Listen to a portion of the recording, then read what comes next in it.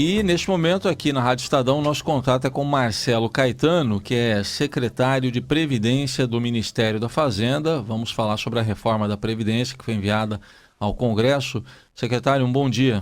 Bom dia. E também vão participar conosco dessa entrevista os nossos colegas aí de Brasília, o Murilo Rodrigues Alves, que é repórter do Estadão em Brasília, e a Adriana Fernandes, repórter da Agência Estado também em Brasília. Eu começo perguntando, o senhor tem acompanhado certamente as resistências, né? A proposta, principalmente na questão dos 49 anos de trabalho. O senhor diria, é negociável essa reforma da Previdência lá com o Congresso? Olha só, a gente encaminhou, o governo, né, federal, ele encaminhou a proposta para o Congresso no início desse mês, né, ele já passou, a proposta já foi aprovada na CCJ, né, na Comissão de Constituição e Justiça, mas a Comissão de Constituição e Justiça ela só verifica as questões relacionadas à admissibilidade, ou seja, se existe alguma inconstitucionalidade na proposta. Já passou dessa fase. Agora, quando voltar do recesso do Congresso, lá para fevereiro, se cria a comissão especial e aí sim se faz análise de mérito, né? Então, o Congresso ele é soberano, né? Quer dizer, ele determina o timing da negociação e se vai modificar alguma coisa ou não. Quer dizer, como é uma emenda constitucional, nem há sanção do presidente, é promulgada pelo próprio Congresso. Agora, o que ocorre? A gente identifica que existe a necessidade da reforma até para manter a sustentabilidade das contas, até para poder continuar o pagamento das aposentadorias e pensões lá na frente. Se ao longo do processo de negociação começar a aparecer muita cessão, né, não, a gente verifica um ponto aí, cede um pouco aqui, cede um pouco ali, acaba que a reforma pode perder muito da sua capacidade de economia e, com isso, ela ficar desfigurada. E, com o passar do tempo, o que acontece? Vai se necessitar, se a reforma perder muito do que foi da proposta original ao longo da negociação, quando chegar em 2019, vão ser necessárias outras reformas, talvez ainda mais fortes que essa, né, para Sim. poder compensar o que se perdeu, né? Claro que é o Congresso soberano, mas da parte do governo, então, não haveria margem para negociação no que depender do senhor, é isso? Não, isso tem que se conversar com o Congresso, ver exatamente quais são as propostas que vão sair de lá, né, quais são os impactos dessas alternativas, e aí se identificar quais são as alternativas viáveis para se manter. Agora, quem define isso, claro que nós do Executivo vamos ficar ouvindo o Congresso, vamos estabelecer uma rede de contato, de diálogo com o Congresso e com a sociedade, mas naturalmente que a gente vai ter que avaliar os impactos das alterações, né? Estamos ouvindo o Marcelo Caetano, secretário de Previdência do Ministério da Fazenda. Agora a pergunta de Adriana Fernandes. Bom dia, Adriana. Bom dia, Raíssa, bom dia, secretário. Bom dia, Adriana. Eu gostaria que o senhor pudesse responder. Semana passada já começaram essas resistências via internet, inclusive dizendo que o Brasil não tinha um rombo da Previdência. Essa briga aí na rede, né? Isso, vocês estão preparados? Como é que o senhor responde a esse tipo de guerrilha, né? Sim. Olha só, existe sim um déficit da Previdência, né? Na semana passada, inclusive, o próprio ministro do Planejamento, ele fez uma coletiva para a imprensa, apresentando não só a questão do déficit da Previdência Social, mas também da Seguridade Social como um todo, né? Quando a gente analisa a Previdência como um todo, somando, a gente tem os dados até outubro desse ano, né? De janeiro a outubro de 2016 já fechou, novembro ainda está fechando e dezembro ainda está correndo. O que acontece? Quando a gente analisa o déficit exclusivamente do regime geral de previdência social, que é a questão do INSS, como é que a gente calcula isso? A gente vê toda a arrecadação, né, do INSS, que é o quê? Você chega no final do mês, quem trabalha, aí pega o contra-cheque e vê que tem um desconto ali do INSS. Então tem essa arrecadação que a gente desconta todo mês para o INSS, e além disso tem a patronal, que a gente não vê, mas que surge também. E se desconta dessa arrecadação o total que se paga, né, das aposentadorias e pensões, né, para os aposentados, pensionistas, rurais, urbanos aí do INSS. Quando a gente soma, né, o que aconteceu de janeiro até outubro desse ano, quer dizer, ainda faltam 2 meses aqui, o rombo já alcançou a casa aí de 124 bilhões de reais, né? E a gente estima que vem até crescer um pouco mais que isso, tá? Em relação a esse número do RGPS, não existe muita discussão. A discussão maior, ela aparece em relação ao que a gente chama do déficit da seguridade social, tá? Quando a gente fala seguridade social, nós não estamos incluindo somente o RGPS. A gente está incluindo toda a Previdência, então também tem a Previdência dos servidores públicos da União, né, dado que no orçamento da União existem servidores públicos da União. Existe também os pagamentos com saúde, então tem os benefícios, né, do SUS, né, que as pessoas, com os gastos com saúde, do SUS que as pessoas recebem, também a assistência social, então tem o Bolsa Família, né, o benefício de prestação continuada, também conhecido como Lei Orgânica da Assistência Social. E claro que quando a gente considera isso, não existe somente a arrecadação do INSS, aí se somam a isso outros tributos, né? Então tem tributos aí que incluem como contribuição sobre o lucro líquido, COFINS, PIS/PASEP, e mesmo quando se considera tudo isso, quer dizer, só no que a gente já teve nesse ano já deu um déficit de mais de 200 bilhões de reais, né?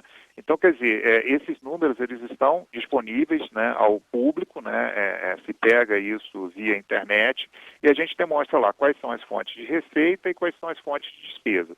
Muitas vezes, quando aparecem essas discussões de divergência de números, é que essas fontes não oficiais, elas começam, por exemplo, a considerar uma coisa que a gente chama de renúncias previdenciárias, como se fossem receitas. O que é a renúncia previdenciária? O patrão, quando ele contribui, ele usualmente paga 20% sobre a folha. Então, digamos, cada R$1.000 que um trabalhador recebe, o trabalhador recolhe um tanto para o INSS, o patrão, se fosse todo mundo pagar exatamente a mesma coisa, pagaria de cada R$1.000 uns R$200, né? Só que o que ocorre? Existem renúncias, que é o quê? Tratamentos diferenciados para determinados grupos. Então existe o Simples, né, nacional, que é um tratamento tributário diferente para as empresas menores. Existe o microempreendedor individual. Existe a questão da exportação rural, né? Então, se a gente for somar todas essas renúncias, por exemplo, nesse ano, né, já somaram essas renúncias aqui uns 35 bilhões. Além disso, existe também a desoneração de folha, que não conta no déficit do INSS, mas é um dinheiro que o governo efetivamente deixou de arrecadar, que já somou nesse ano 16 bilhões. O que ocorre? Essas fontes não oficiais, elas consideram esse dinheiro da renúncia como se ele tivesse entrado no orçamento. Então, o que a gente coloca é o seguinte, são duas discussões distintas. Uma discussão diz respeito se essa renúncia deveria ou não existir. Isso é um debate de política pública, normal. Mas o fato contábil concreto é que esse dinheiro efetivamente não entrou. Então, como ele não entrou, né, eu não tenho como contabilizar uma entrada de um dinheiro que não apareceu. Então, quer dizer, isso é uma das razões da diferença, né? Outra razão da diferença entre essas fontes não oficiais e a fonte oficial é que as fontes não oficiais afirmam o seguinte, existe uma coisa chamada de vinculação de receitas da União, né? O que é isso? Isso foi se criando desde os anos 90 por meio de emendas constitucionais, em que parte da arrecadação da Seguridade Social deixa de ir para o orçamento da Seguridade Social e a própria Constituição determina que ela é desvinculada, né? E aí, quer dizer, então, constitucionalmente mesmo, esse dinheiro é um dinheiro que não entra no orçamento. Então, a gente não contabiliza esse dinheiro. Essas outras fontes contabilizam esse dinheiro como se não houvesse desvinculação. Mas, veja, as desvinculações são constitucionais. Então, se cria uma diferença a partir daí. E aí, desculpa, só para finalizar, mesmo se nós contabilizássemos o dinheiro da desvinculação das receitas da União, ainda assim o orçamento da Seguridade Social como um todo ficaria deficitário. Estamos ouvindo Marcelo Caetano, secretário de Previdência do Ministério da Fazenda, Murilo Rodrigues Alves também aqui participando. Bom dia, Murilo. Bom dia, secretário também. Eu tenho, na verdade, duas perguntas. A primeira é uma crítica muito comum à reforma, que é a questão das regras de transição, né? A reforma diz que vão entrar nas regras de transição os homens com mais de 50 anos e as mulheres com mais de 45. Então, quem tem menos de 50 anos e menos de 45, as mulheres menos de 45, sempre questionam por que, na verdade, eu vou ter que seguir as regras novas, né? Eu vou só poder me aposentar quando eu tiver 65 anos. Porque, secretário, as regras não passam a valer só para quem vai começar ainda no mercado de trabalho. Qual efeito teria se as regras fossem só para quem fosse ingressar no mercado de trabalho? Essa é a primeira pergunta. Certo. Responda a primeira ou espera a segunda? Sim. Tá. Responde. Ok. Então, a sua primeira pergunta, né? Olha só, Murilo, sempre que se faz uma reforma da Previdência, né, a gente divide, isso independentemente de onde for feita, seja aqui no Brasil, em outro país, a gente divide os grupos, né, que são afetados pela reforma da Previdência em 3 grandes grupos. Um primeiro grande grupo é o grupo do direito adquirido, né? O que a gente chama de direito adquirido? Qual é a definição de direito adquirido aqui no Brasil em particular? As pessoas aqui no Brasil são consideradas com direito adquirido em 2 hipóteses. Primeira hipótese, já estou recebendo o benefício, tá? Segunda hipótese, mesmo que eu não esteja recebendo benefício, eu já completei as condições de acesso ao benefício até o momento que a emenda for efetivamente aprovada. Então, digamos, alguém completa as condições de benefício em março do ano que vem, a emenda não vai ser aprovada até lá, essa pessoa estaria no grupo do direito adquirido, que valem as regras atuais. Existe um outro grupo, que é aquele grupo para o qual se aplicam as regras novas, e um grupo intermediário, que é um grupo para o qual se aplicam as regras de transição. Aí tem a minha resposta à sua pergunta vem em 2 partes. Primeira parte, não tem como. Sempre quando a gente faz uma reforma da Previdência, vai haver sempre um momento de descontinuidade, uma descontinuidade. Por quê?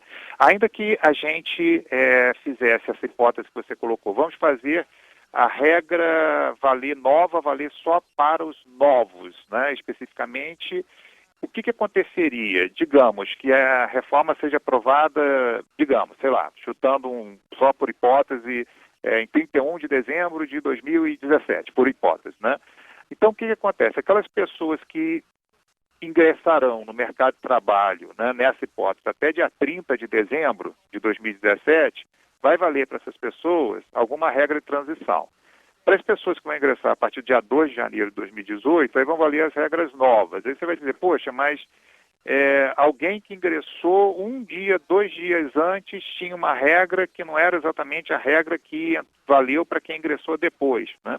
Então, quer dizer, sempre vai ter essa descontinuidade. E isso aqui no Brasil mesmo já houve. Eu me recordo em 2013, quando aqui no governo federal, ele instituiu a Previdência Complementar para servidores públicos, né? E essa Previdência Complementar para servidores públicos, o que acontece? Ela passou a valer somente para aqueles servidores que ingressaram depois que essa Previdência Complementar, que a gente chama da FUNPRESP, foi efetivamente criada, né, instituída.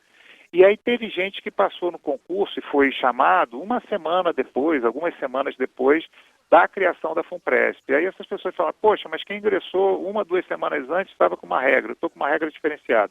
Então, veja, não tem muito como a gente fugir dessa situação. Quer dizer, sempre vai ter, bem ou mal, alguma descontinuidade, mesmo que a gente venha aplicar essas regras só para os novos.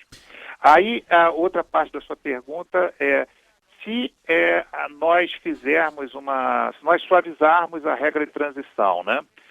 O que acontece? Quer dizer, quando a gente começa a suavizar a regra de transição, veja, quando a gente estabeleceu esse corte de 50 anos para homem, 45 anos para mulher, a gente está imaginando uma transição em direção ao novo regime previdenciário que vai levar entre 15 e 20 anos, né? Se nós começarmos a suavizar essas regras de transição, então, em vez desse período levar entre 15 e 20 anos, para levar 40 anos ou até mais, né, 50 anos. Então, veja, o que acontece? A gente tem uma situação em que a população do país envelhece de forma muito rápida. Se a gente começar a prorrogar muito essa transição, então os impactos da reforma podem ficar bastante diluídos, né? Então, tem que se tomar um certo cuidado, né, a respeito de como vai ser, se houver, né, essa suavização das regras de transição, para que, de repente, não sejam necessárias outras reformas no futuro mais próximo. Muito bem. Você tem mais uma pergunta, né, Murilo? Tenho. Na semana passada, o seu colega, o ministro Osmar Terra, disse que a questão dos benefícios sociais, as mudanças dos benefícios sociais sugeridas na proposta da reforma da Previdência, são um capítulo à parte e precisam ser melhor discutidas. é bom a gente lembrar que a proposta de reforma da Previdência não trata somente de aposentadoria, né? Trata também de outros benefícios, e um deles é o benefício de prestação continuada, que é paga para idosos e para famílias com renda inferior a 1/4 do salário mínimo. As mudanças sugerem passar a idade mínima de pagamento desse benefício de 65 para 70 anos, né? E além disso, que é um ponto que o próprio ministro Osmar Terra acha polêmico, é desvincular esse benefício do salário mínimo, ou seja, permitir que o BPC seja até mesmo inferior a um salário mínimo. O ministro Osmar Terra disse que é preciso discutir porque está tratando com a população mais vulnerável. A minha pergunta o próprio governo, né, o seu colega ministro está sugerindo uma discussão a respeito desses benefícios sociais. Essa discussão não foi feita antes? Vocês estão abertos ainda a discutir essas questões de benefícios sociais, além da aposentadoria, esses outros benefícios? O que acontece? Sempre quando essa proposta, né, ela vai para o Congresso, né, passa na comissão especial da Câmara, a comissão que se passou agora, né, que é a Comissão de Constituição e Justiça, ela analisa somente as questões de admissibilidade, então a questão mais técnica da constitucionalidade, e naturalmente que quando chega na comissão especial há espaço para o Congresso, enfim, começar a definir o timing da reforma e o que vai se alterar ou não. O diálogo social vai se estabelecer exatamente no Congresso, né? O que acontece? Alguns cuidados, né, nessa questão. Primeiro, existe uma regra de transição, né, do BPC da idade atual de 65 anos para a idade de 70 anos, né, a qual se propôs nessa proposta de emenda constitucional, que é um prazo de 10 anos, né? Então, quer dizer, não é algo que sobe assim de uma hora para outra. Sobe, mas é algo que vai subindo, crescendo com o passar do tempo, tem um prazo de uma década de transição. O outro aspecto da desvinculação, o que ocorre? A gente estabeleceu que uma lei passa a definir, né, isso daí. Então, até essa lei ser criada, permanece a regra atual, permanece a regra do salário mínimo. Então, vai ter, a emenda constitucional em si, ela não estabelece qual é o novo valor do BPC, ela estabelece que uma lei vai definir. Enquanto essa lei não vier a ser definida, permanece a regra atual, tá? Agora, veja só, quando se elabora uma reforma da Previdência, a gente tem que pensar não somente nos benefícios contributivos, que são as aposentadorias e pensões convencionais, como também nos benefícios não contributivos, né? E aí tem que haver uma compatibilidade entre os dois. Em que sentido, né, de compatibilidade entre os dois? De que as pessoas que venham a contribuir, né, e obtenham um benefício pela via contributiva, tenham alguma coisa um pouco a mais do que quem obteve pela via não contributiva. Então, por isso que se estabelece essa questão do benefício da não contributivo ter uma idade mais elevada, que é a idade do benefício contributivo, e também um valor diferenciado. Agora, veja, já houve no Brasil antes a idade, né, do BPC no Brasil, anteriormente, já foi de 70 anos, ela foi reduzida depois para 67, depois foi reduzida para 65. Então, uma coisa que já aconteceu no Brasil antes também. Mas, enfim, a questão toda é que, ao se fazer uma reforma nos benefícios contributivos, a gente tem que ver a consistência entre os benefícios contributivos e os não contributivos. Agora, a última pergunta aqui da Adriana Fernandes. Pois não, Adriana? Secretário, a população está bastante assustada com a reforma. Muitas pessoas dizem que pode haver ebulição social em 2017, quando realmente ela começar a andar no Congresso. Como é que vocês vão trabalhar esse problema de comunicação com a sociedade, que parece que ainda não está muito confiante da necessidade da reforma? Tá. Bem, em qualquer lugar do mundo que se propôs reforma, e a gente vê que houve várias propostas de reforma que ocorreram, por exemplo, na Europa, né, ao longo desses últimos 10 anos, né? Então, quer dizer, é normal, né, que haja um debate muito intenso a respeito disso. E eu particularmente acho até bom que haja, né, que o assunto entre em discussão, né, para as pessoas, e é um aspecto relevante que mostra a força da democracia que a gente vive, né? Então é bom que as pessoas venham comentar, que as pessoas venham participar do debate, né? Bem, a gente aproveitado oportunidades, né, como essas aí que vocês estão nos dando, né, de expor nossos argumentos. No Congresso também vai ter, o debate vai ficar aberto, né? E aí, quer dizer, nós formamos nossas convicções, nós apresentaremos e já apresentamos nossos argumentos, e aí vamos ver, né, se a gente vai conseguir convencer ou não. Mas, enfim, são pontos que existem e não tem como. Mesmo temas mais simples, eles geram discussões intensas. Então, não tem como a gente imaginar que uma reforma previdenciária vai ocorrer sem um processo muito intenso de debate. E é bom que haja, né? E é bom que as pessoas se posicionem, que as pessoas, né, se comuniquem a respeito disso, porque isso mostra justamente a força da nossa democracia. Agora, secretário, do próprio texto original, logo horas depois, foram retirados lá militares, bombeiros. Isso aí foi uma decisão política, então? Não foi uma decisão técnica? Qualquer reforma que você for ver, ela mescla, né, aspectos técnicos e aspectos políticos, né? Não existe uma reforma que é estritamente técnica e também não deveria existir uma reforma que seja estritamente política. Então houve, né, sim, uma decisão de nível superior a respeito dessas alterações e se encaminhou com essas alterações, né? Sim. E uma ouvinte nossa aqui, Ana Maria, pergunta como é que ela pode ter acesso aos dados aí que o senhor citou. Onde é que é possível encontrar esses dados aí? Ela pode entrar esse que eu comentei em particular, na própria página previdenciasocial.gov.br, tá? www.previdencia.gov.br. Existem esses dados a respeito do resultado do regime geral de previdência social e os dados a respeito do orçamento da Seguridade Social, que eu comentei, que é um pouco mais amplo, né? Tem orçamentofederal.gov.br. Muito bem. O senhor tem menos de 50, né, secretário? Tenho, 46. 40 aí? 6. Então, o seu caso, então, não entra nem nas regras de transição? Não, eu já caio direto na regra permanente. E aí vai cumprir o que é... Bom, como Cumpre todos, as regras permanentes, Como é que o senhor encara isso?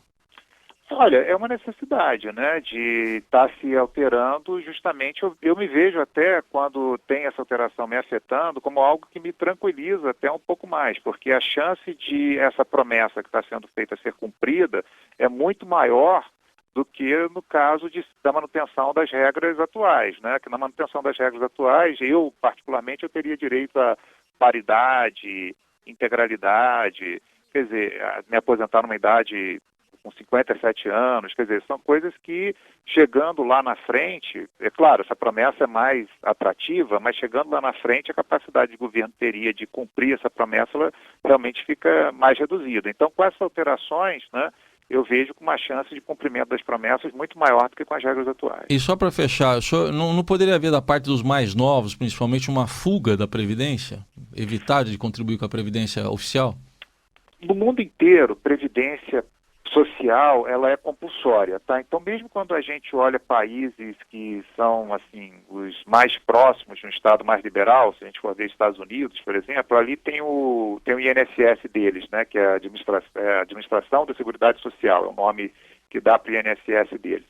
E mesmo lá, a contribuição previdenciária não é opcional, ela é obrigatória, né? E, enfim, e não tem, mesmo se for ver na Europa, outros países ricos aí, ou não, quer dizer, a Previdência Social, ela é compulsória, e é compulsória justamente por isso, porque se a gente for deixar as pessoas simplesmente, cada um faz, contribui se quiser, haveria uma tendência muito forte a não contribuir, todo mundo a cair no benefício assistencial, né?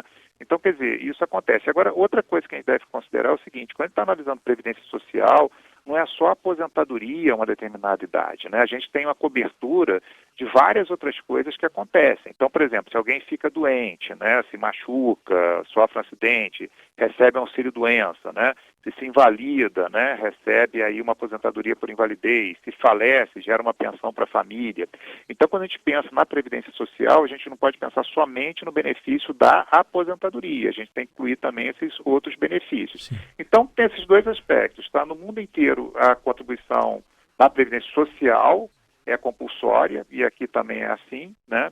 E o outro aspecto é que, quando a gente contribui para a Previdência, a gente não pode pensar somente na aposentadoria por idade ou por tempo de contribuição, mas nos outros benefícios que ela nos oferece. Eu digo mais até pelos que não têm, por exemplo, carteira assinada, esses aí, autônomos, por exemplo, poderiam talvez optar por investir o dinheiro numa previdência complementar.